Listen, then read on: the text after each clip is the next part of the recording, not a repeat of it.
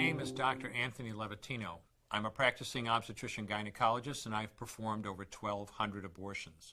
Today I'm going to describe a second trimester surgical abortion called Dilation and Evacuation, or D&E. A D&E is performed between 13 and 24 weeks of pregnancy. After administering anesthesia, the abortionist uses a weighted speculum, like this one, that opens the vagina widely.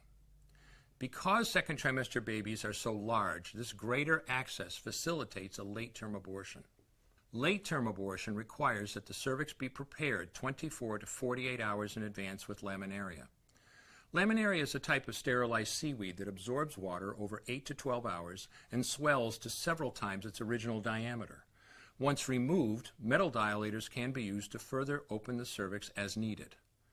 Once the cervix has been stretched open, the suction tube is placed inside. A baby at 20 weeks gestation is as big as the length of my hand, from head to rump, not counting the legs. The suction machine is turned on, and pale yellow amniotic fluid surrounding the baby is suctioned out through the catheters. With babies this big, they don't fit through catheters this size. The baby's bones and skull are too strong to be torn apart by suction alone. This is a Sofer clamp. A Sofer clamp is made of stainless steel. It's about 13 inches long. The business end is about 2.5 inches long and 1/2 inch wide, and there are rows of sharp teeth. This is a grasping instrument. When it gets a hold of something, it does not let go. The abortionist uses this clamp to grasp an arm or leg.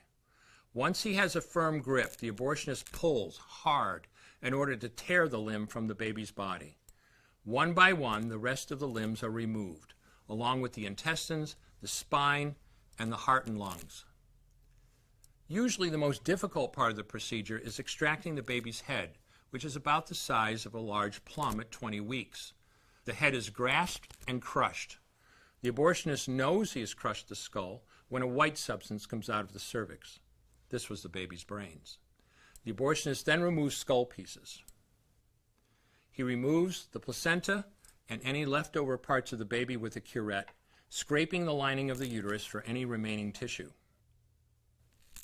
The abortionist then collects the baby parts and reassembles them to make sure that there are 2 arms, 2 legs, and all the pieces. Once all the parts have been accounted for, the abortion is complete. For the woman, this procedure carries a significant risk of major complications, including perforation or laceration of the uterus or cervix, with possible damage to the bowel, bladder, and other maternal organs. Infection and hemorrhage can also occur, which can even lead to death. Future pregnancies are also at greater risk for loss or premature delivery due to abortion-related trauma and injury to the cervix. As I mentioned at the beginning, I'm Dr. Anthony Levatino, and in the early part of my career as an OBGYN, I performed over 1,200 abortions. One day, after completing one of those abortions, I looked at the remains of a preborn child whose life I had ended, and all I could see was someone's son or daughter. I came to realize that killing a baby at any stage of pregnancy for any reason is wrong. I want you to know today, no matter where you're at or what you've done, you can change. Make a decision today to protect the preborn. Thank you for your time. I will no longer do any more abortions. When you finally figure out that killing a baby that big for money is wrong, that it doesn't take you too long to figure out it doesn't matter if the baby is this big or this big or this big or maybe even this big, it's all the same. And I haven't done any since then, and I never will.